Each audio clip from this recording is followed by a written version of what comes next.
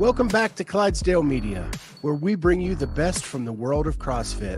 Podcasts, news, special interest, health, fitness. If you like what you hear, hit that subscribe button. Hit the notifier so you're the first to know when we have new episodes. Sit back, relax, and enjoy the show.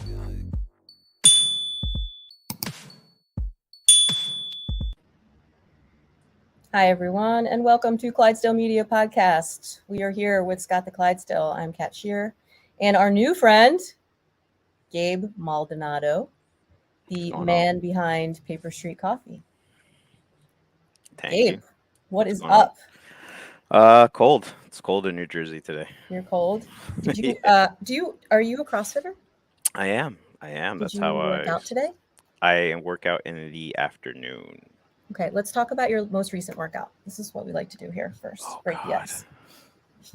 So you want to talk about? So you guys remember that guy Mark from Uplift that did the whole suicide awareness back in September? Yes. He did like this whole workout. He reached out to me when I sponsored that Zalos event. We sponsored the 5-7-9 thruster, burpee, and power clean workout. One of my favorites. Yes. So ever since then, he was like, "Hey, Gabe, let's do it. Let's go head to head." And when he messaged me he DM'd me on Instagram. It was my birthday weekend, so I was on another planet. I was gone. I was completely drunk, and I was like, "Hell yeah, I'm down." And then the next day, I'm like, "Wait, did I just agree to do that workout?" And we did it at the 165 weight. Oof. So I've been putting it off. Not that I've been putting it off. Just we had Zalos, then we had Charlotte Classic, and then I had Black Friday and Cyber Monday to kind of deal with. So Tuesday, I was like, you know what? If I don't do it now, I'm never going to do it. So Tuesday, I did it. 2 days ago. 2 days ago. Okay. I did it. How'd it go? It went surprisingly well. Heavy weights are my jam. So I did all the thrusters unbroken. But the burpees, I slowed. I went super slow on purpose. We took away the time cap. It was like a 7-minute time cap. Okay. We both took it away. And I finished in like 10 minutes. I was happy with my performance. And then yesterday, I just got on the treadmill and I just walked. And I'm like, my body hurts. This is too much fitness for me in one day.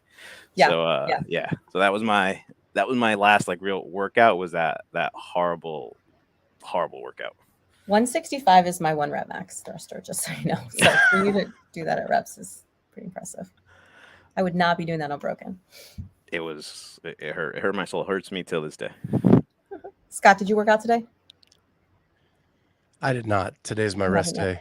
Oh, that's right. It's Thursday. I had that stupid burpee workout yesterday.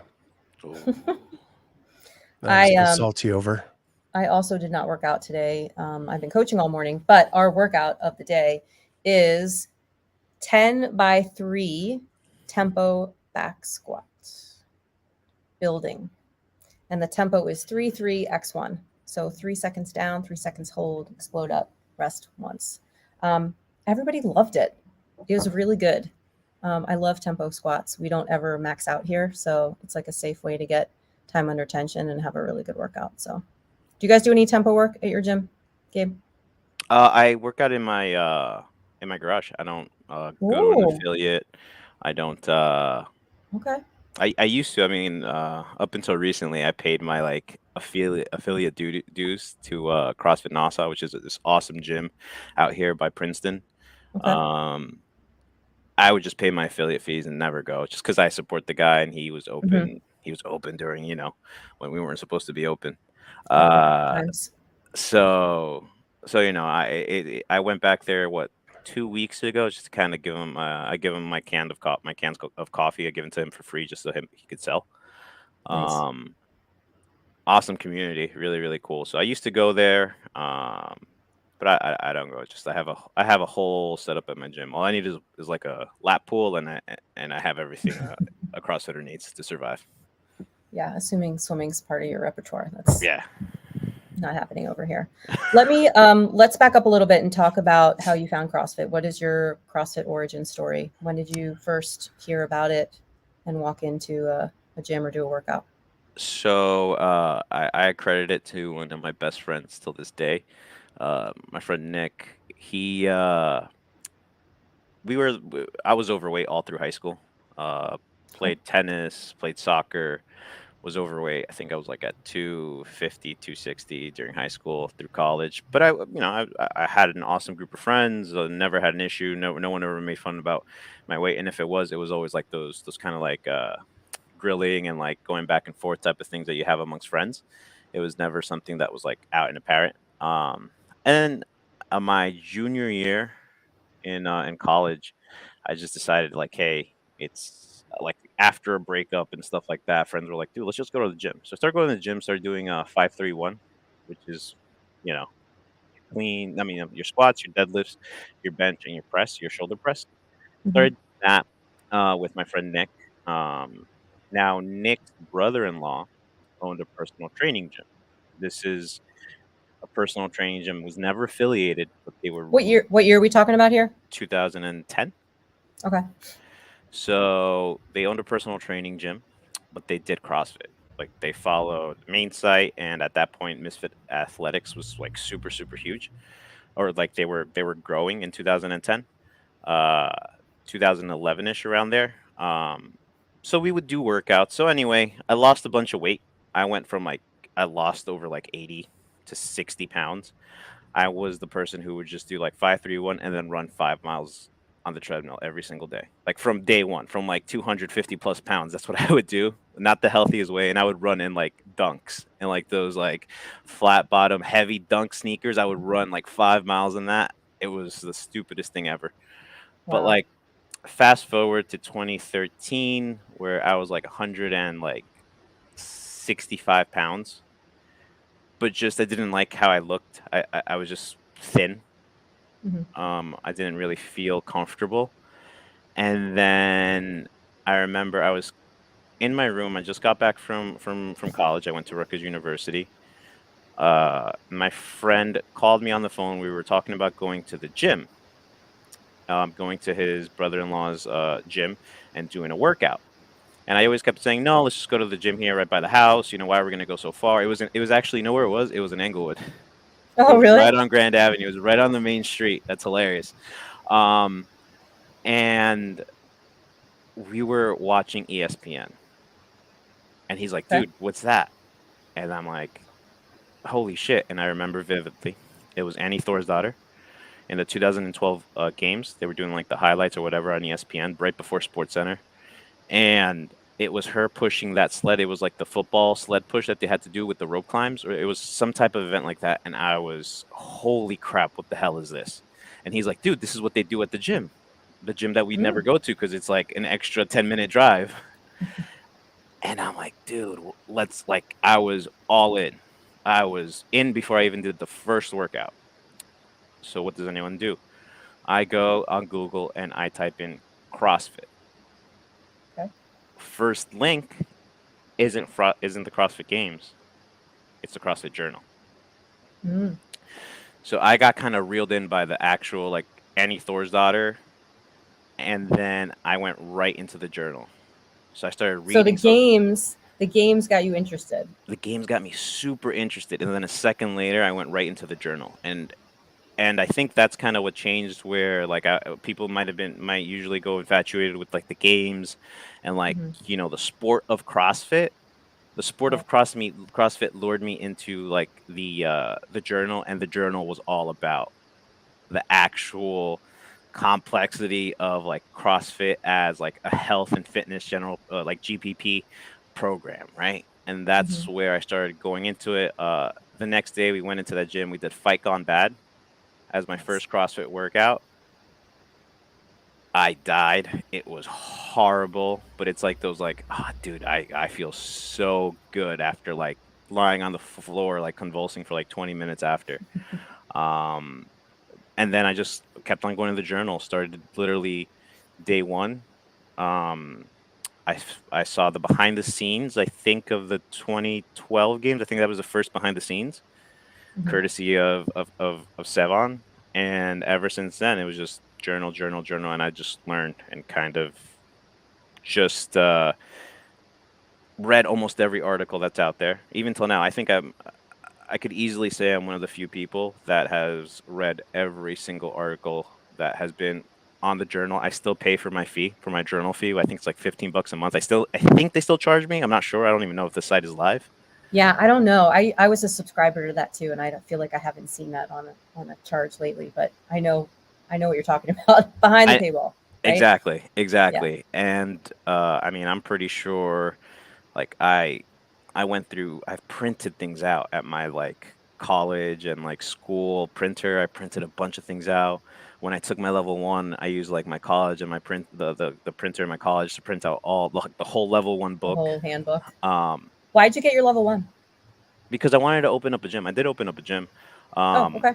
and I think that's ever since. So that was in 2013. I found CrossFit. I started putting on like good weight, right? So I went from like 165 to 185, 190, but like good weight. Um, and then I said, hey, I really want to open up a gym I just want to work out. It was very selfish. Sure. I just want to That's work out like all the time, and I want to have I a think place where that's like everybody's goal. I know when I first started back in 2013, I have a text that a friend of mine sent, and she said, "When can we quit our jobs and just work out for all day?" Because that's all I wanted to do was be at the gym. yeah, and like if you think about it, what I was 22, 23, so of course I was going to be selfish. Like why Yeah, not I be was I selfish? was 42, 43, but yeah, still, it's fine. But still, I like guess call me selfish. but still, it's one of those things where like we had kind of that idea, like man, I just want to work out all the time. Yeah. And then I went to my level 1. I remember it was the weekend of the Super Bowl. Where was it? It was in Morristown, New Jersey, Gorilla CrossFit, I think it was.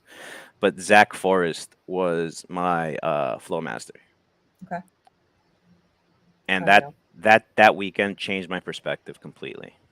It went from me wanting to be selfish to the level 1, and particularly that group, which I'm assuming all level 1 seminar staff at that point did it. Like it, like flipped the switch where I'm like, no, no, no, isn't about that elite level athlete.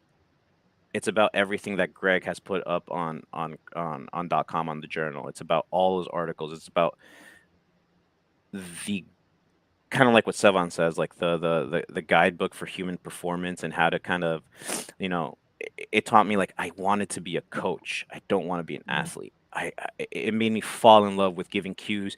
It made me fall in love with bodies, with the Mhm. movement and the elegance of someone's squat, the movement and the elegance of someone's push, press, muscle up, et cetera, et cetera. And after that weekend, I think that switch really flipped where I was like athlete oriented, sport oriented, to like, no, no, no, this isn't about the sport. This is about the methodology and the community. Screw everything else. Yeah. Yeah. How cool did you think those people were giving the seminar? Like, were they just like mind blowing in terms of? I remember watching them like set their watches, in between um, lectures, and just being like so precise that when I left there, like I wanted to be one of them. Like I thought they were so cool. I still do. I still think they're so cool. I wouldn't go to lunch and I would watch them work out. Yep. Because they work out during the lunch break, and I thought to myself, this is I want to do this.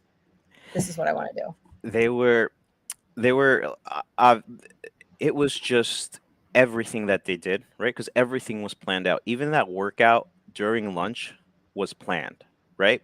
Yeah. There's an interview, and they say it a bunch of times. Like, there's a reason why they work out during our lunchtime, and they do the workouts that they do. It's because it's one of those ways, like it's marketing, right? It's like Sure. look what following this methodology can get you to. And it was so beautiful, and obviously it trickles down, right? It trickles down from the top all the way down to like these level 1 seminar staff. That means that they're part of this huge, big uh, kind of structure that gives them the autonomy that they're able to be like these awesome human beings. Like in my eyes, right? In my opinion, I forgot Sure. how many people were there taking the L1, but there was what, maybe 60. Yeah, I they're don't usually remember. pretty big. I don't remember how many people there were, but those 60 people got like this glimpse of amazing fitness, amazing organization, amazing Mhm. teamwork, amazing coaching cues, just overall this amazing experience of not just working out, but just like how organized do they have to be to like literally do this every week, they do it every week, and then how many seminars are going on in a week, and it's like almost the same exact thing. It was beautiful, to the point where a few years later, I went to Vegas. I went to Zach Forrest had a gym, Max Mhm. Ability, back when it was open, and I told him like, "Hey, man, like the reason why I have my gym, why I'm a coach, is because you were my flow master. This was before class." He's like, "All right, cool." We were talking, et cetera, et cetera. I told him. He vaguely remembered, again, the reason why he vaguely remembered, because it was Super Bowl weekend. So he remembers that particular class. He remembers all that stuff because everyone was like, "All right, we got to go Sunday. We're all gone." Right. I go to his gym and it was push press, was like the strength movement, and he literally goes like, "Hey guys, uh, we're gonna be doing the push press. Gabe here," just like points like Gabe here. He's from New Jersey. He's kind of go over the pointers of the push press, and I was like, "What?" I was No, like, we "What do you mean?" didn't. I was like, "What do you mean?" Exactly.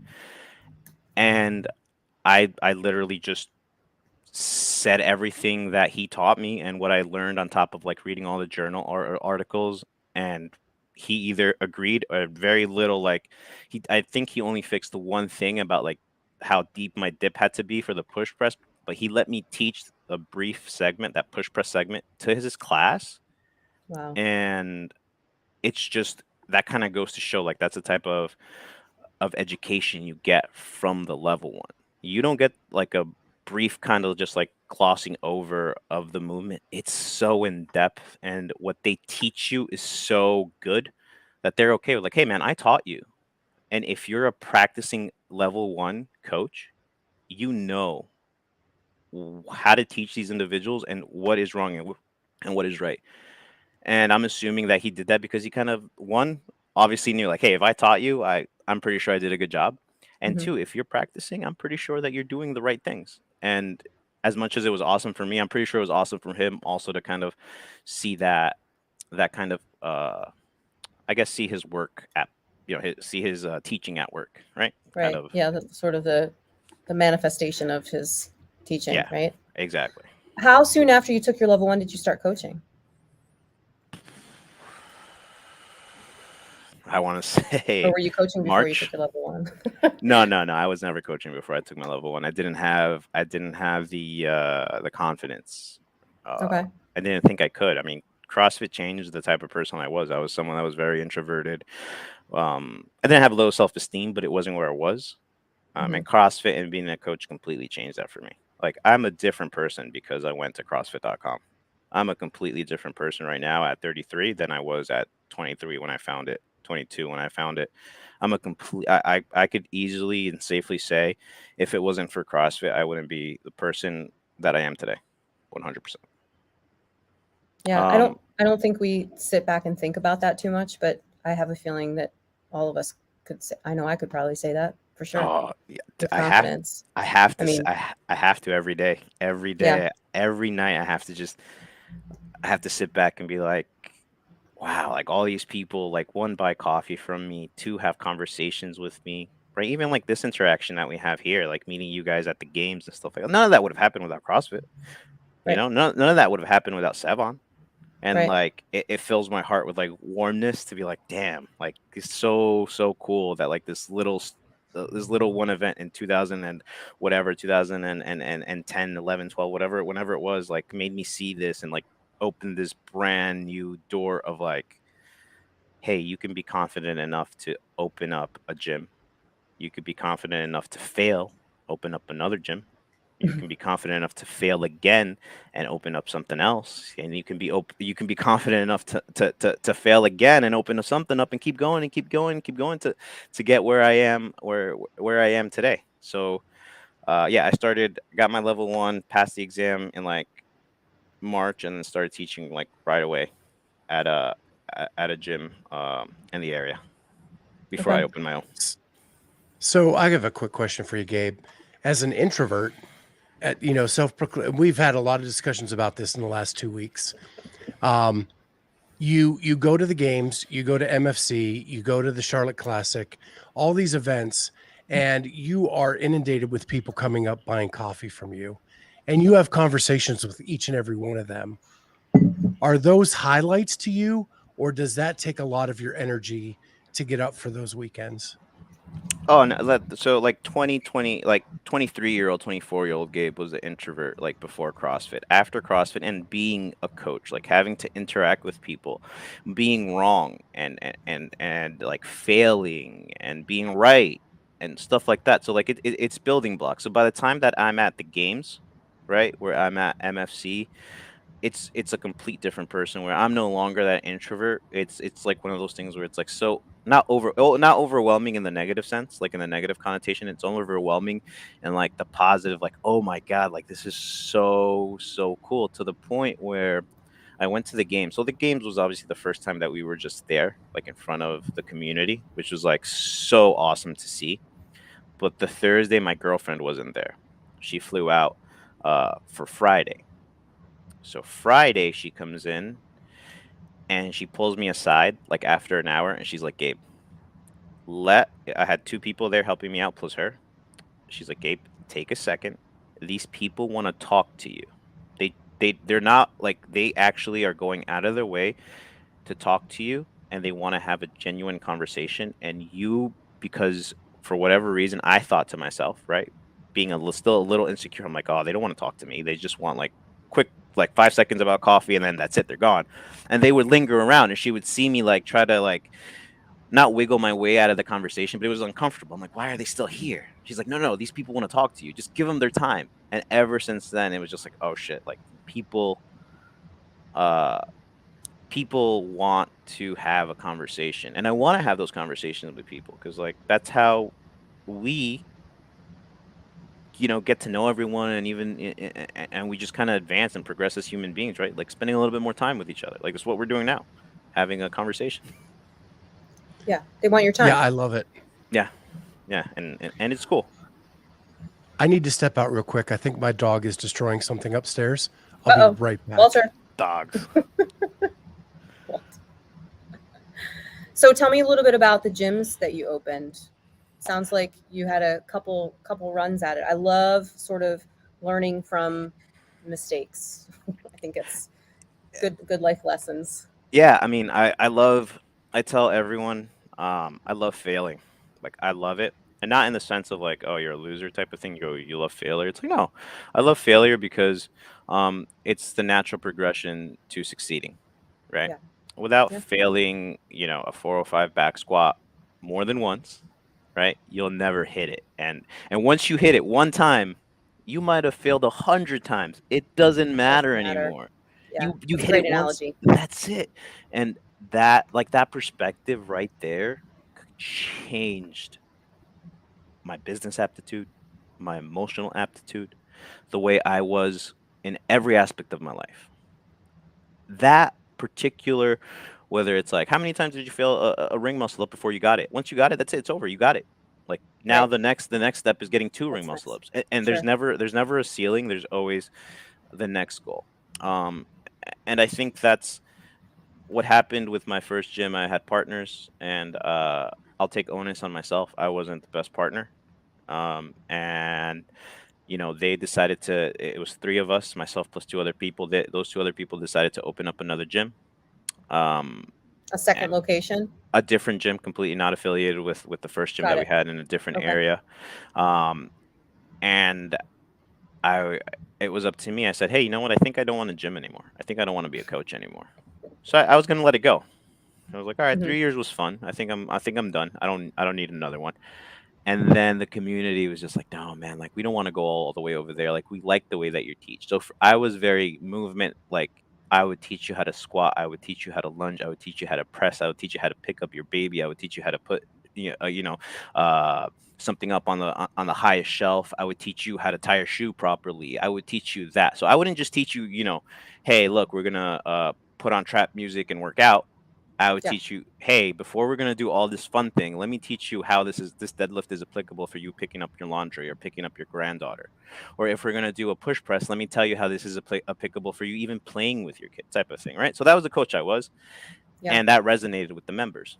So the members were like, hey, dude, just open up your own gym. So I opened up this for 3.5, 4 years. I had this small, like 800 square foot facility. where I would it was Just you, just right? No partners. myself, no one else, no one else. And it was awesome. I became a way different coach, a way different person.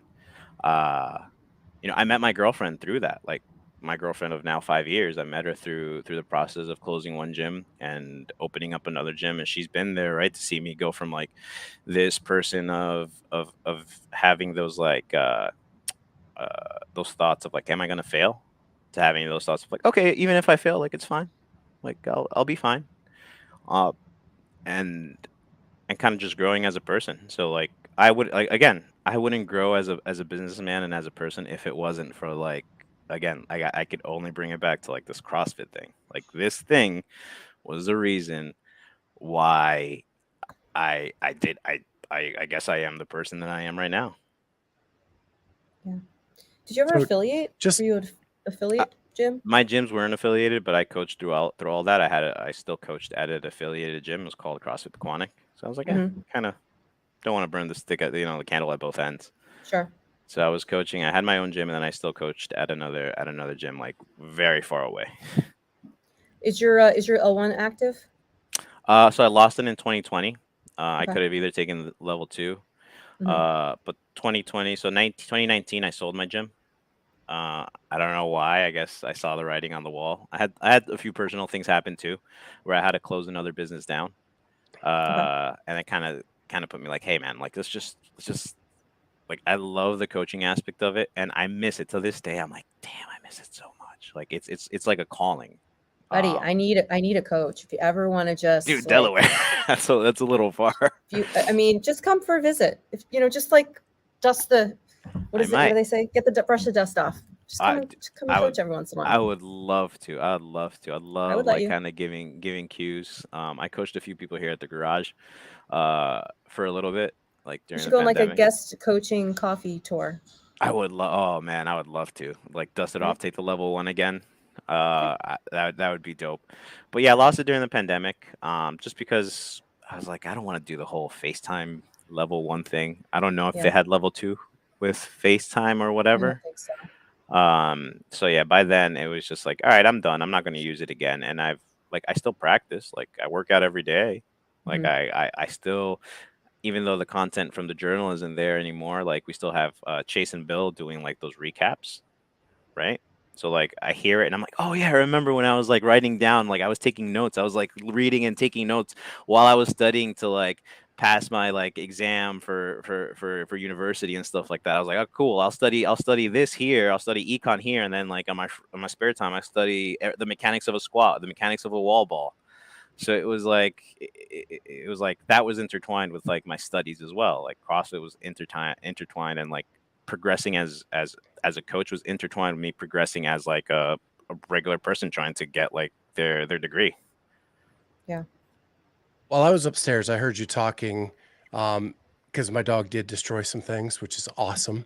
Sweet. Um, but anyway, uh, in business, just like CrossFit, you learn as much through your failures as you do in your successes, probably more. So, through all the iterations of your gym, what lessons have you brought forward as a businessman today?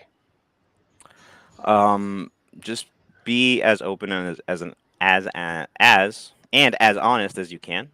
I think if I could be, I think through my first gym I had a persona. I wasn't 100% Gabe that I wanted to be. I had to be Gabe the coach, while those two other partners were like the more eccentric, the people that like did everything. I think I had to like be the one that was more strict and like, hey guys, like this is the deadlift, and this is why you have to be perfect at doing the deadlift, because if you don't, you're gonna mess your stuff up, and I'm not gonna see you anymore, right? So Sure. I was like that. And then when it came to opening my own gym, I became that person that like turned the music on, and like my warm up till this day is the best warm up I think you'll ever get at any place, because if we're doing the deadlift, I'll put Spanish music on.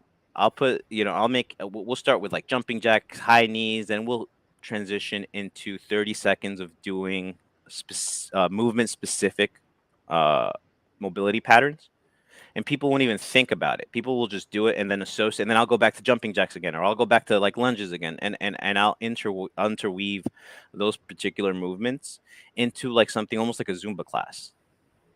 So it kind of it made it more like, oh, cool, I could be a personality, and I can also like inject a little bit of the Gabe I want to be into these warm ups, these workouts.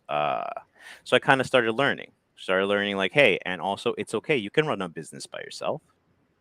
Like it's Yeah. fine. I don't need anyone. And then on top of that, it's like, oh wait, 100 plus people actually like want to come into my gym and like want to like work out with me and like want to give me money, want to support me. Like, oh man, like this is cool. 100 people actually like me, right? Even though they're paying for a service, and they respect me, even though they are paying for a service. They're choosing you. Exactly, exactly. Yeah, yeah. They chose me to kind of guide them for that particular time, as to how to live their life, in a healthy manner. And that went a lot. Like that went a long way to kind of bolster the whole low self-esteem. It's okay. Have the confidence. There was days where you would go during the holidays and no one's there at the gym. You're like working out by yourself, and like one person trickles in late. Like, oh, is there class today? There is now, right? You have those days, and then you have days where it's like, holy crap, I can't fit this many people inside. Go outside for a run real quick and come back while I like try to figure out what the workout's gonna be, because it's completely different now that like my small place can only fit like 15 people. I have 22 people here for a class. I'm like, I don't know what I'm gonna do.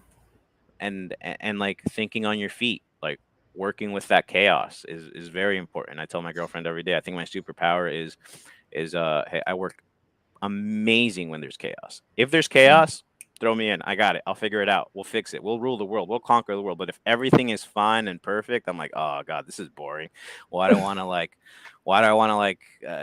Why do I want to do something when I know everything's okay? I'm like, no. When it's the games and things are happening, when it's Masters Fitness Collective and Scott, you were there, Kat, you were there. You saw a huge long line, and I didn't have cups. I was like, all right, this is perfect. This is where I thrive. I gotta figure something. Exactly. And it's like that's where I thrive. I thrive in like those environments. Yeah, Yeah. yeah. Honestly, like shotgun something. Use a beer funnel to get your coffee, whatever. Have you ever had a job where you weren't the boss, where you weren't one of the bosses? Oh yeah. I worked. I was a projectionist at a movie theater. One of the last projectionists at the movie theater. Like I would put up the movies when you would go to the movie theater. It was like a very lonely job, but I did my homework there. I watched every single movie that came out for 2 years straight. Every movie. Uh, I worked a retail job at Best Buy.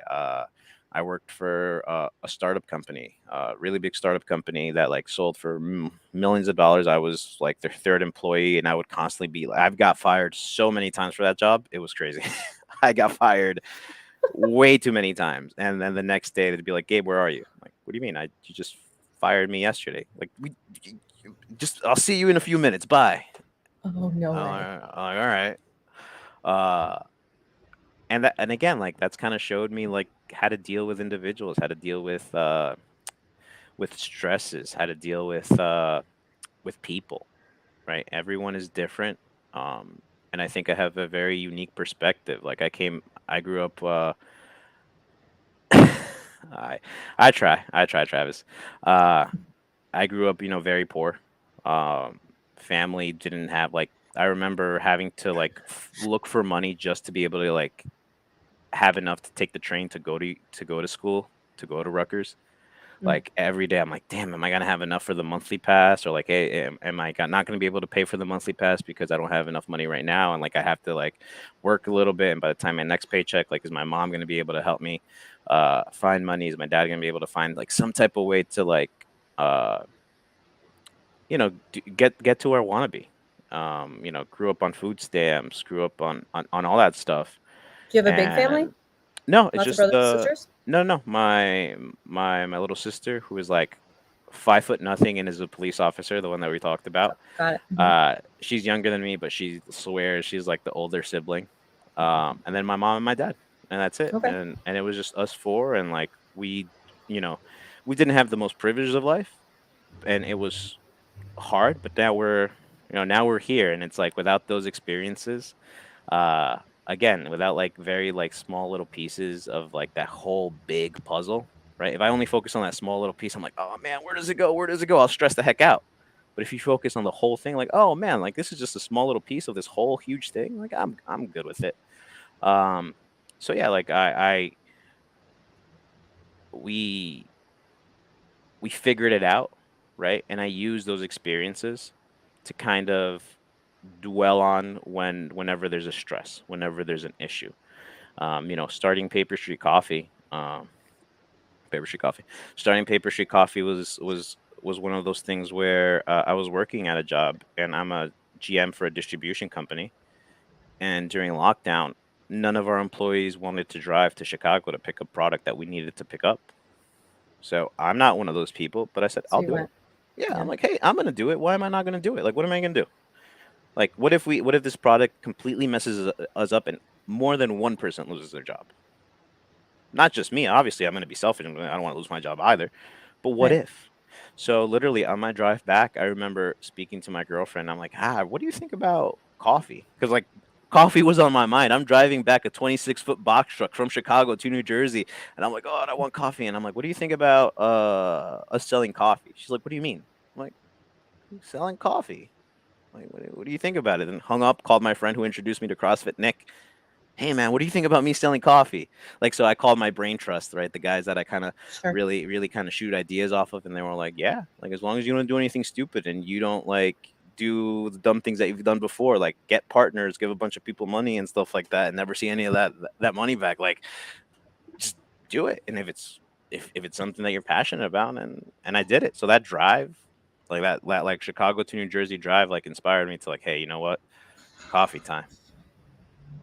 That's So crazy. why the name Paper Street? So Paper Street. So every time you say Paper Street, I always think of one thing. I think of the movie Fight Club. Right at the end, when you see Edward Norton's character with I forgot the actress's name, Marla. She plays Marla, and I picture them standing over the cityscape as the cityscape is like exploding. So it's from the book and movie Fight Club. Particularly, what made me kind of fall in love with it was like listening to Chuck Palahniuk's interview on Joe Rogan bunch of years ago. Obviously, I love the movie. Love the book. Love the graphic novels. Um, and just think about it, right? When everything was happening, right, and everyone was like stuck at home, you're like, man, like this doesn't seem right. This seems like everything that's holding everyone back should just be torn down and destroyed.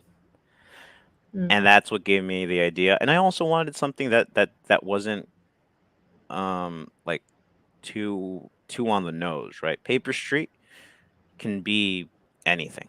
Paper Street right. coffee obviously is coffee, but Paper Street, like if you see this, a bunch of people like if you see this shirt, you obviously see the coffee, but it doesn't look like it looks like it's more of a lifestyle brand, and that's what I was also going for. I was going for the future where like if the coffee does really well, I can have merch and I can have apparel, and it doesn't have to be linked to coffee at all. So I went down the road of trying to get paperstreetcoffee.com, and someone already had that. So I went with Paper ST Coffee, trademarked Paper Street Coffee, and all that good stuff. So it comes from that. It comes from like that wanting to break away from what you're supposed to do, right? Where, in the novel, it's them destroying like corporate banks and corporate buildings to destroy corporate America and reset everything back to zero. It's the same thing. It's like you are the person who runs your day, right? So what's the first thing? One of the first things you do in the morning, besides like maybe pee or whatever, you go make a coffee.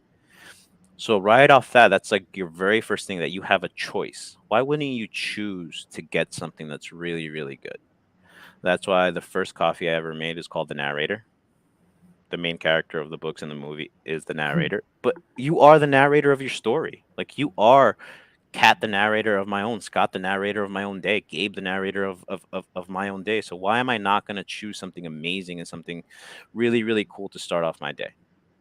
Uh, so you have, yeah, so you have the narrator, you have Marla, you have Tyler, all characters of Fight Club. Then you have Stella, the Eraser, and Renegade, all songs. And then you have Frost, my canned coffee, which is after Robert Frost. Um, Mm. so there's a reason to the names. There's a really cool artistic reason to the names. I'm not just like some random person that'll throw on like, this is so and so's coffee. Bam. Like no, there's a cool reason behind the name. There's a reason. Like I was inspired when I tasted these coffees. There's a reason why these have their artistic little indie names that they have. How does that process work? Like, okay, that's great. You want to start a coffee company. What? Where, okay. What So next? again, my girlfriend's uncle has an ecotourism company out in Colombia, and he would send us these Ah, amazing coffees. So I was like, got it. damn, these coffees are amazing. Like I have it at home. Like why can't I buy these here? So then I start Googling, and I live close enough to New York. There's a co-op out of Brooklyn who literally just started as everything was shutting down. So it was like an impasse. We're like, oh crap, like they need customers. I was like, I need to do something. So they literally had this course where they taught you everything, everything. Not to everyone, Mhm. but luckily I was one of those people that like when they needed clients to come in because no one was coming, I put on my mask, drive all the way to Brooklyn, go out there, and we would have hour long classes.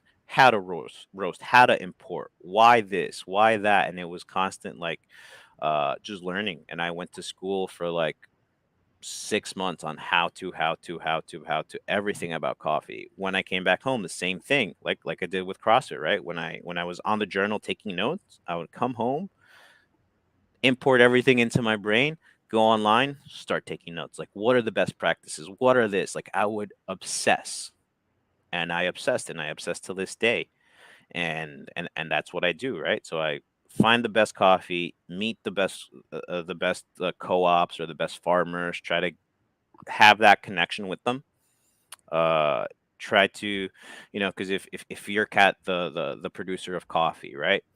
And you tell me, hey, yeah, like this coffee is the coffee that I used to send my, six generations or whatever. Well, that's a lot of generations, but two generations to school and stuff like that. Mhm. Uh, I love the coffee. It's this. I put my time, my effort. I've been working on this farm since I was, 8 or since I learned how to walk. Like, how am I not supposed to take that information and pass that care and that love you have towards this coffee? And when I roast it, how am I not supposed to make it the best that I can? So that's what I do. So that's kind of what sets me apart from the other coffees in the space. It's like, hey, I'm the guy. I'm the guy who brings it in. I'm the guy who speaks to the people. I'm the guy who roasts it. I'm the guy who packs it, and I'm the guy who ultimately sends it to you. There's no in between. There's no middle person. It's me. I mean, there's people helping me pack the coffee, but there's no one else. Like I'm the person. If I were to go, if I were to go and get taken out today, Paper Street Coffee would cease to exist because no one knows how to roast the coffee. No one knows the processes of how to get the coffee, You and have that's no important. SOPs written, Gabe. You got to get on that. There is. I'm teaching my sister. She's the police Okay. officer. I kind of showed her, but it's like okay, just in case something happens, she's there. But it's one of those things that I do want to keep. Why? Because I think even if I were, I think I told both of you guys I hired a full time employee about a month ago Hmm.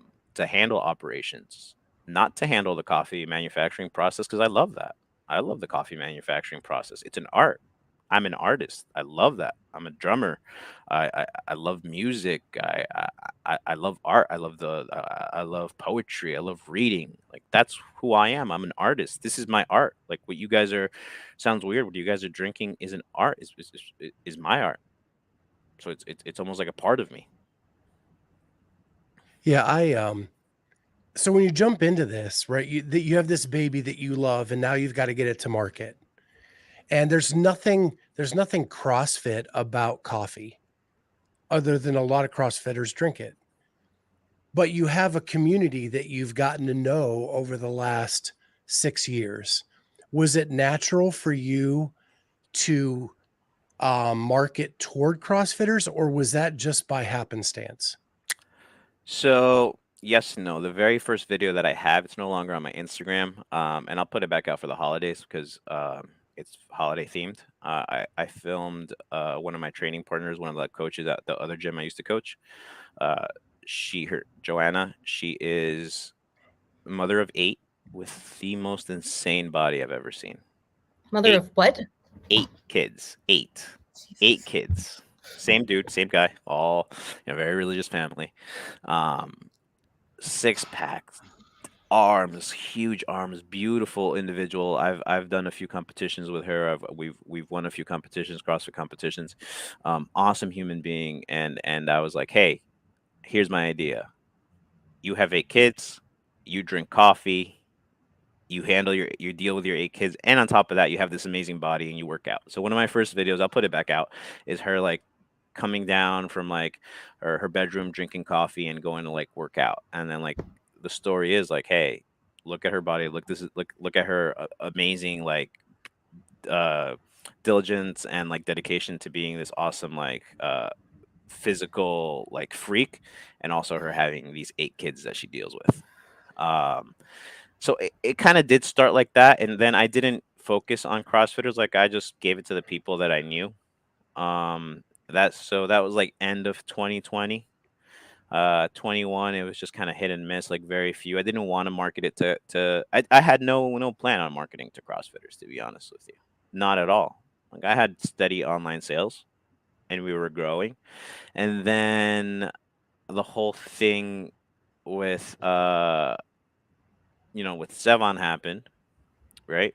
And I would listen to it. Like I'd listen to his podcast. I'd listen to the CrossFit podcast because I thought like, how did I get into CrossFit? The behind the scenes. Who did the behind the scenes? Sevon. So, So I followed him. Like I followed him from day one of CrossFit. Like I knew who he was. I knew everything. I knew everything. Every single piece of video. Every single video he came out with, I've seen. Every single one. 2021 was like, okay, whatever. And then he started his own podcast. So and I was gonna reach out to him the end of the year 2021, and I never did. A lot of things started happening. A lot of personal things started happening. Um, and then Wadapalooza 2022. I like 2 weeks. I said, "Hey, Sevon." I messaged him on Instagram, DM'd him. I'm like, "Hey, man, I know that you and Josh are boys. I would hate for your voice to be silenced because like that's where everything was going during that time, where people were just like, no, no, no, no, no." I'm like, dude, I would hate for your voice to be silenced. And I know that you and Josh are boys, but let me send you some coffee. And even if you say you hate it, let me just send you some money just so like the show is out there, even so I can watch it, right? I'm like, cool. Even if I'm the only person watching it, like, and it only benefits me, let me send you some money out so I can keep watching your show. He got back to me. He was like, hey man, the coffee is really, really good. And I was like, all right, like how can we what could we do? And he's like, all right, send me some more things out. I sent him a bunch of things out. The next day, it was supposed to be next day aired from Thursday to Friday. That was a weekend of Wadapalooza.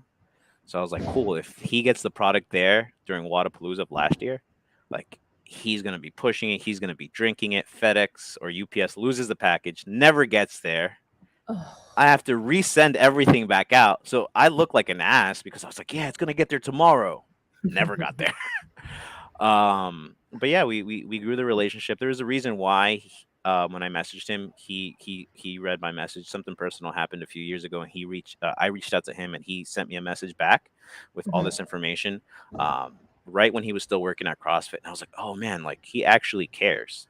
Like he couldn't do a lot, but like he actually cares. And then that way, when I reached out to him again a year and a half later, my messages went right to the top because we already had a conversation there. connection. Yeah. And ever since then, it's been CrossFit community, and I'm like, holy crap, this community that has helped me become the person that I am now. Now I can give back. So like those 10 years of building me up to who I am now, it's like I can take this year and forward to give back to the community and help uh help in any way that I can, whether it's like that uplift project, right? Whether it's some local competitions, whether it's like barbell for boobs, whether it's, anything that someone reaches out to me for and is honest and they need help, even whether it's like individual like people. I helped Danielle Dunlap. She's an individual out of North Carolina who was on the CrossFit Shoe Fly team that popped. Mhm. She was on there. I met her at the game. She told me her story. Then she reached back out to me, and she's become, I would say, at this point, a friend, like a person. She's helping me with my diet. Lost 20 pounds because of her since the games. Uh, Also, Jim, the guy who did Murph for every day for a year. He's out of, I think, Maryland or Delaware. Delaware. Him too. Like, reached out to him. He came with me to Charlotte to help me out to sell coffee. An awesome individual who I never would have met without CrossFit. Um, so it's like, cool. Now I get to give back to this community that I stumbled upon. Right? Did I stumble? No, I reached out to Seb on one of the heavy hitters in in the space. Right? But Yeah, the reason you're not dumb. yeah. So, like, why did I reach out to him? But it was Because genuine. I think that's what's unique about you, Gabe, yeah, is that, you've made some smart moves in the space, but they're all from a place of, sincerity. we're And you can see that we're comes yet through. to I know that when we met at the games, I mean, you just started giving me shit. You're like, here's a t-shirt, here's a tank top, have some coffee, do this thing, bring, send Scott over. And I'm like, oh my God. Like, I just kind of wanted to like see what was going on. You let us put stickers on your booth, to like help out with all that. Yeah. I mean, that's just cool. And I always say that like my biggest like purpose in life is to make human connections. Like that's what I want to do. Like I want to make people better, however I can do that. And whether that's just from being kind to them when I have no idea what they're dealing with, or helping them out. And I think that kind of rings true with you as well. It seems to, at least. Bye, yeah. I Finn. mean, I love, like, I love meeting individuals like yourself, everyone that's, I've ever met, whether it's in person or just through messages, and having like connection. Like, I like Travis. Travis is someone that I think we talk every day. Vindicate. Like, we Yeah. talk every day, and he helps me with so much, and it's like a connection that I would never have. Like, even the thing with Sevon, like, there's always the, you know, don't meet your heroes, those will end up disappointing. I'm like, I mean, to me, he was. Without him, I wouldn't be this deep into CrossFit. And I met him, and he's an awesome person. And we're here, right? Like, there's all what's going on, Benji. Um, yeah, and it's like, why am I going to be such a why am I not going to give back? Why am I going to be so closed off? Why am I not going to be open for a conversation? Like you said, whether, if I'm going to try to go out of my way to make someone a better person, like, all right, cool. If I get that, I get that. But at least I have a conversation with someone. And even if, I tell everyone, like the famous Jordan line, even Republicans sell sneakers. I'm in the middle. I can be not swayed, but I will have a conversation with any single person on this earth, because just like I told Sev, I don't want anyone's voice to be silenced. And the most beautiful, like I said, I'm an artist. The most beautiful, beautiful thing is language. Just talking, dialogue, interaction, right? Like, Communication. exactly, just having that. Now, obviously, there's speech that could just be one-sided, and it's just like hate speech, and I get it. I get it. I completely understand. Like, you say something stupid, like something stupid is gonna happen. But at the same time, like, there's so, like, everyone's like, oh, I don't wanna go on their podcast. I don't want to go on his podcast, et cetera, because this and that and this and that. And I'm over here like, but then you're just not having that communication. You're not having that dialogue. You're not using the most beautiful thing that a human has, like their language and their voice, to get your point across. You're stuck in this echo chamber, which sucks. Me personally, like, if I'm doing something wrong, and like Scott and Kat, like, if you guys, like, after this, you're like, hey Gabe, I think you did this wrong, et cetera, et cetera, et cetera, et cetera, I'm not gonna take it as like, screw these guys. I'm gonna take it as like, oh crap, they might be right, and reevaluate myself. And after Yeah. that, after reevaluating myself, kind of be like, hey guys, I don't agree, but at the same time, I appreciate where you guys are coming from. Thank you so much. And then continue being that person that takes that's always I always like for there to be a two-way street, two-way line of communication, not just one way. And yeah, and that's kind of how I got to where I am now. Well, and I think talking It's with other funny. people, you gain perspective, right? I know, especially, I mean, I gain more perspective from people that maybe have different beliefs or ideals than I do, right? If I surround myself with people that have the same ideals, I'm just kind of perpetuating that perspective and maybe making it more one-sided. So it'd be real boring if we all got along Yeah, and had the same ideas. I get that too. Like I understand that. Like I think I understand that 100%. Like if you just want to surround yourself with like parrots, right, that just repeat everything, cool. But then also like if you have a platform, right, and you have the ability to reach more than your normal amount of people, if you have the ability to reach hundreds of thousands to thousands of people, then I think you're doing yourself a huge disservice by just surrounding yourself with yes men. I think if you surround yourself with individuals who challenge your opinion and objective, and are not objective, or are very objective, I'm sorry, I think that's important. I think if you if you approach any situation thinking like I know everything about this situation, like you're not going to learn. Even coffee, like I can approach it to in any situation. I could be like, I know everything about coffee, and someone just throws like the most random thing, like, "Hey, have you tried boiling your water to this temperature?" I'm like, "Oh shit, no, I haven't." Oh my god, like my whole world gets destroyed, right? And that goes with everything. I don't, I totally agree. We're like, hey, it's okay to have like a lot of it's not okay to have a lot of yes people in your corner, but I also kind of like I'm like I understand why you do. Like I was afraid. I was afraid of that. I was afraid of hearing a no, but it took 10 years, and it took life, and it took me being 33 um to realize like, oh wait, no. That's not how life works. I need that confrontation, right? I need conflict, quote unquote, Sure. in the I bad term of it. I completely agree, Gabe. We talked at MFC about this. I grew up with one perspective. If I wasn't challenged in my life, I would be a completely different person today than I am now. I want to point out that you back up what you're saying because you are the biggest supporter of content creators we have in this space. You champion what all of us do, and I appreciate that so much. I want to thank you for that. And that's one of the Appreciate. I don't think I reasons. need thanks, but I appreciate Sure it. you do. Yes, you do. And that's one of the reasons I wanted to have people like you and Travis on the show to highlight the small business people doing what you guys do in the space. And we want to keep this series going with others that do the same thing. But when I met you at the games and what you just handing out our stickers for a small podcast like us, and we're not at the level of Sevon yet, but that was a huge thing for us. That was so much support, and it just was you taking the time to do that.